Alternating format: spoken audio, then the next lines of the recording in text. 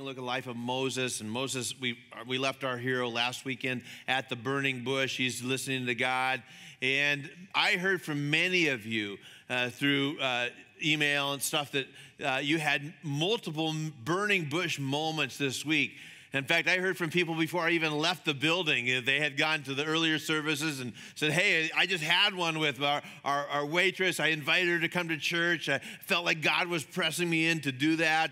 And so I hope that you had those moments. I know we did this week because we had 50 plus kids at camp, and burning bush moments for them as they're contemplating decisions and getting ready, and many of them have crossed the line of faith to accept Jesus, and heard from just great reports from that. This week we got middle school camp and all that stuff. So a lot of stuff going on.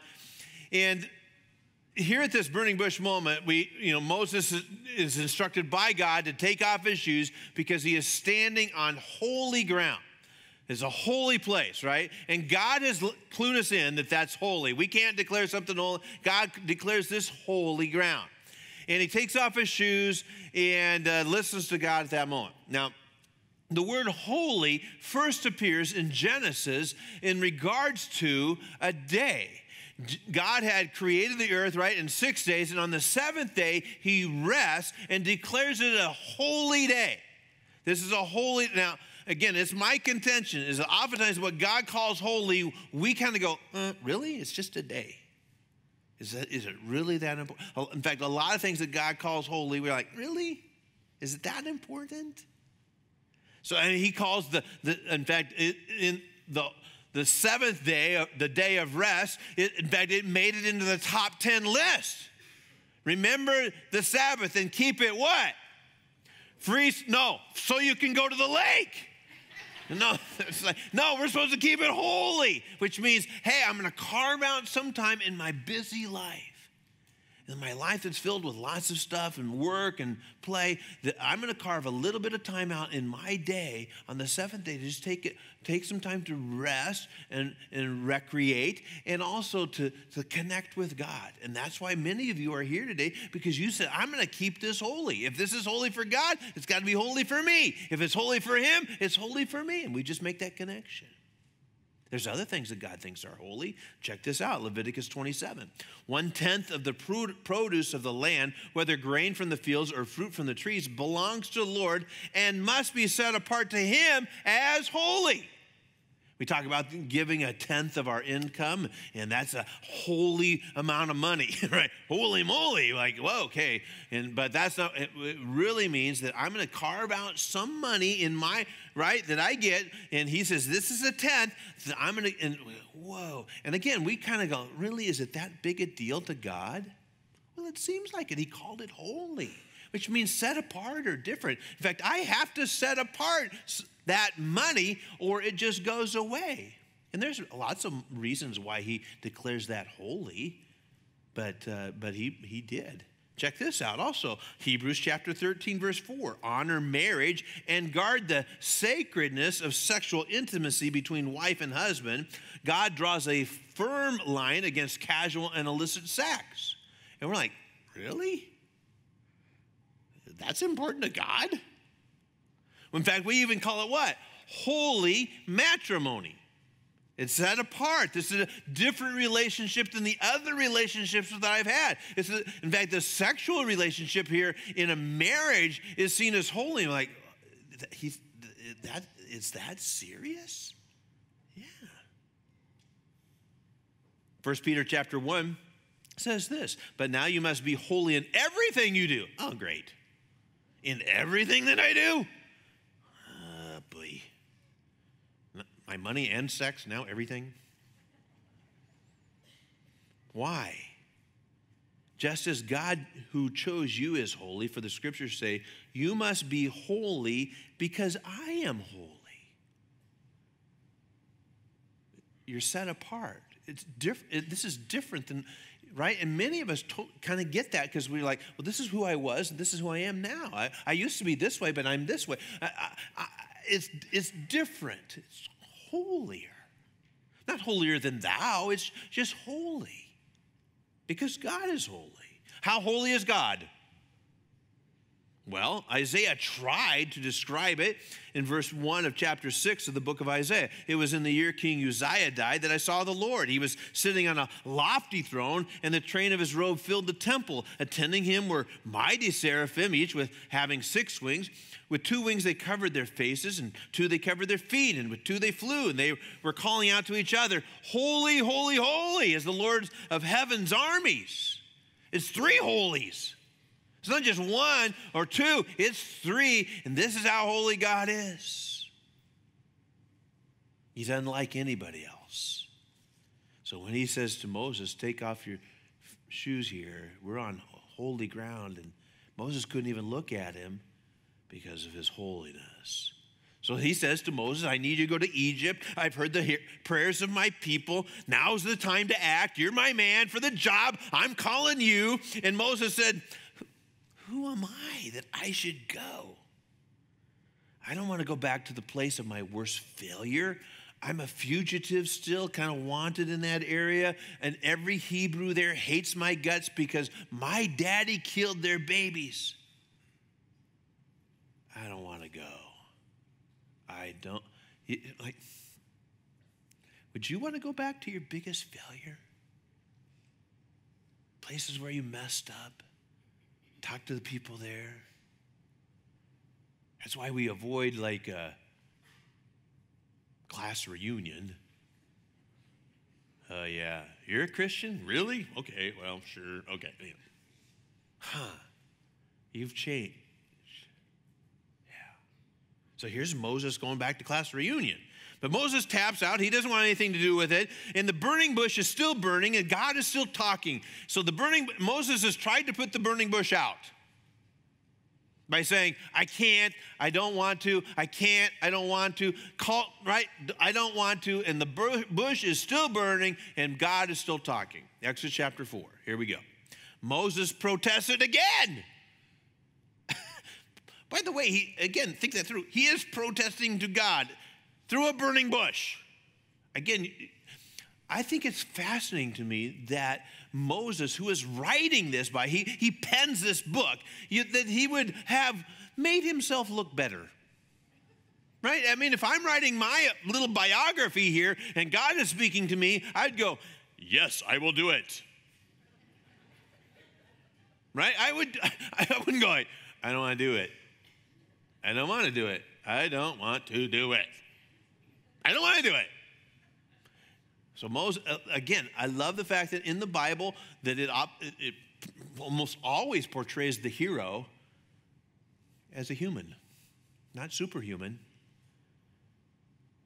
The hero is a human who doesn't want to do some stuff. So here we go. What if they won't believe me or listen to me? Which is right? That's real. What if they say, the Lord never appeared to you? That's real. Moses, you might be just making this stuff up. You might be smoking some funny stuff. We don't know. Did you have a bad dream, some bad pizza? Sure the Lord appeared to you. Sure he did. Yeah, Moses. Whatever. Have you ever had any, maybe some friends who you've tried to share your faith with, or maybe talk to them about God, and they went I just don't believe it. I think the Bible's a fairy tale. I think those are made up stories. I don't. How do you even know he's real? How do you even know it? And what do you say at that moment? Well, I mean, Moses is facing the dilemma. They may just say, I don't believe you, Moses. Sure, bush burning, whatever. Happens all the time. The Lord asked him, what's in your hand? Well, a shepherd's staff. Captain Obvious. You know what it is. Throw it on the ground. So Moses threw it on the ground and it turned into a snake, and Moses jumped back. Once again, in fact, many of the translations says that Moses ran. Moses is scared of a snake. Anybody relate to that? Yeah, I hate snakes. Kind of in that Indiana Jones world. Snakes. Ugh. Moses runs from that. The Lord told him, reach out and grab his tail. Yeah, that's a good idea. Like, what? Might as well just pick it up. So Moses reached out and grabbed it. First time he obeyed the Lord in a while.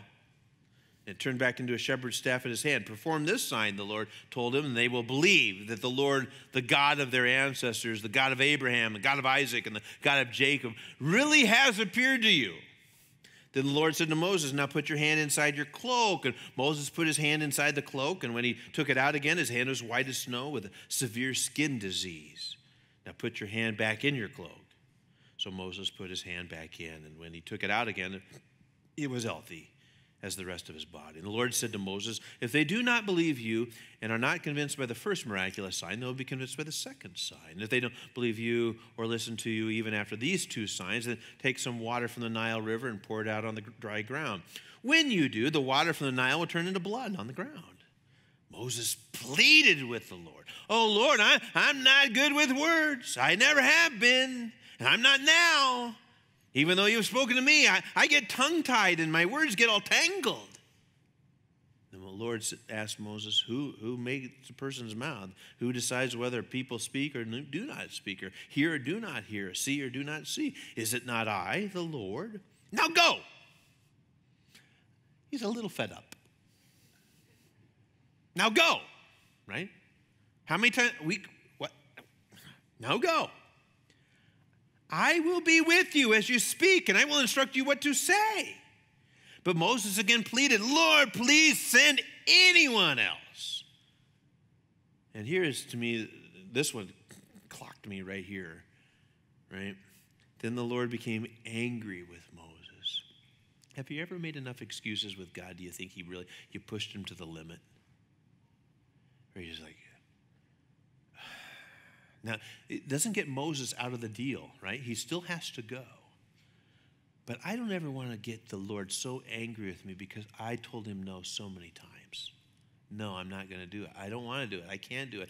I'm not capable. I'm too old. I'm too young. I'm too busy. I don't have enough money. I don't have enough talent. I don't have enough energy. I can't. I mean, how many times do we have to tell God no before he starts getting super angry at us? And I don't want to get there, and I don't want you to get there either. Well, how far is that? I don't think you should find out.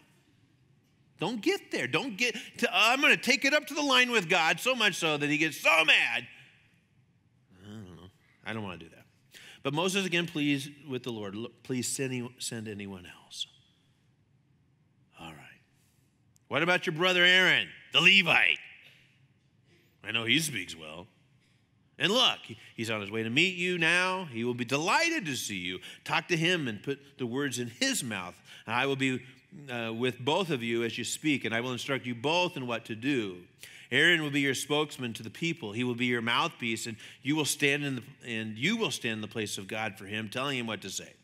And take your shepherd's staff with you and use it to perform the miraculous signs I have shown you. And Moses had a lot of excuses. Well, what if they don't believe me? What if they don't believe me? We've all been in that spot where we've tried to share our faith with people and they just don't believe. And what did God tell Moses then? Well, you got a staff. Take that and throw it on the ground.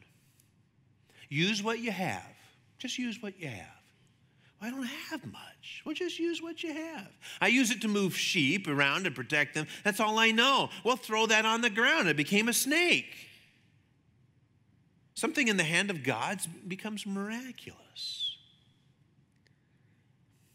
When God gets involved in our life, what do you have to do to have God finally get involved with your life? Well, I don't have much. I really don't have much to offer God. Well, what do you have? Well, I don't know. I don't have much. By the way, God is not asking you to give what you don't have. He will never ask you to give what you don't have. He only asks you to give what you do have.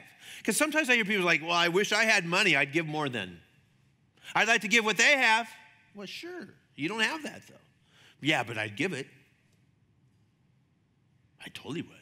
No, just give what you got. What do you have? Well, I have a personality. All right, then let's use that. Is it a good personality? Well, not necessarily. If you have a good personality, you can use that for God. You know what you can do for God in that moment? Be a greeter. Now, if you don't have a good personality, do something else. Do something else. Please, please, please. Now, you can learn to like people. I've learned to like people. I don't like most people. I don't. I'm an introvert. I'm very comfortable with a fishing bowl. I'm happy there. That's great. People? In fact, I rode in a car with my wife for 14 hours. I didn't even have to talk to her. She read the whole time. It was great. We were both happy. Until yesterday, she's like, do you want to listen to music? Not really.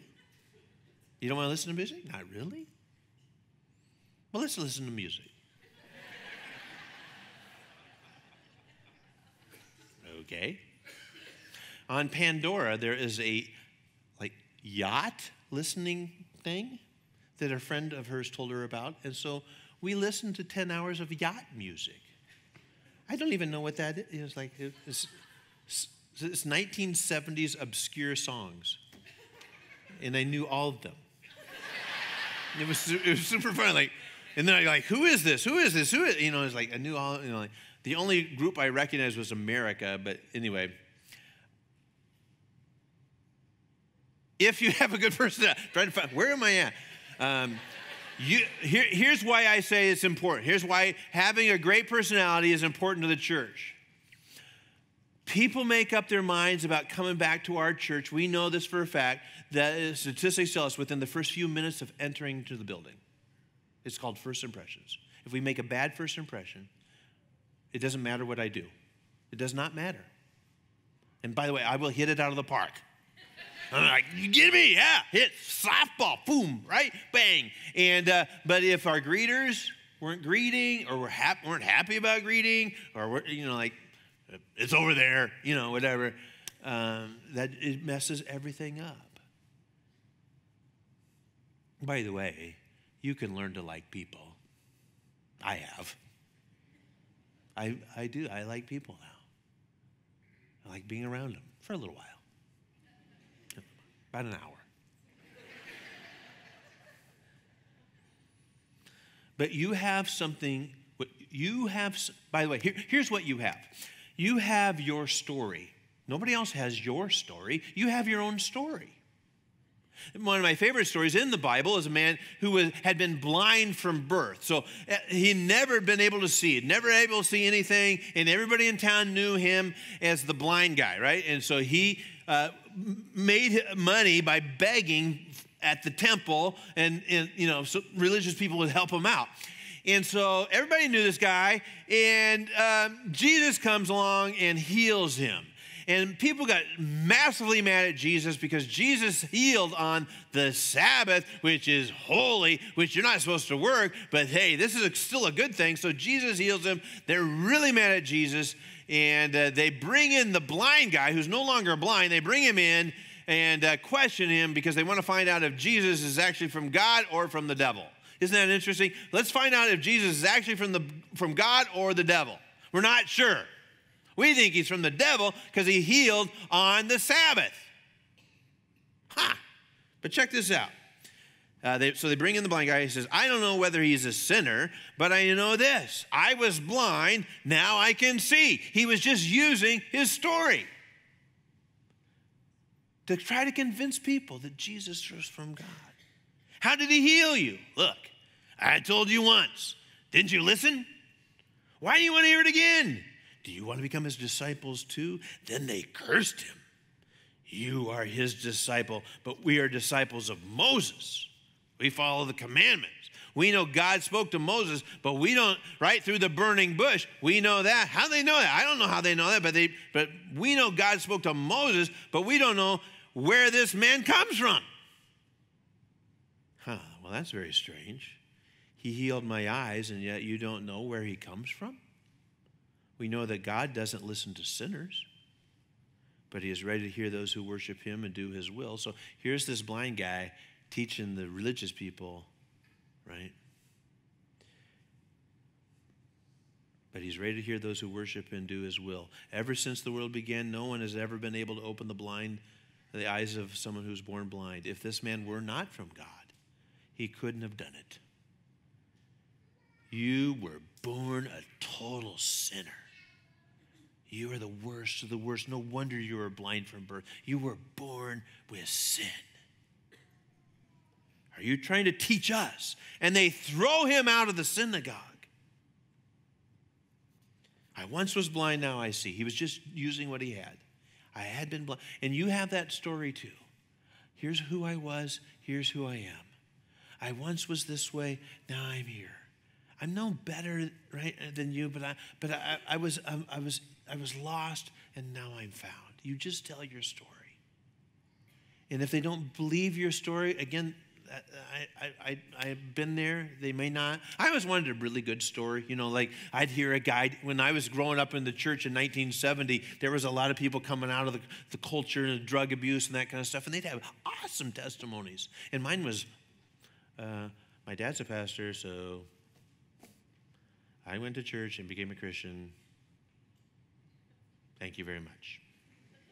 Because that is not compelling. I wanted to, like, dude, I was totally wasted, and I was at a Grateful Dead concert, and I saw Jesus right up there, and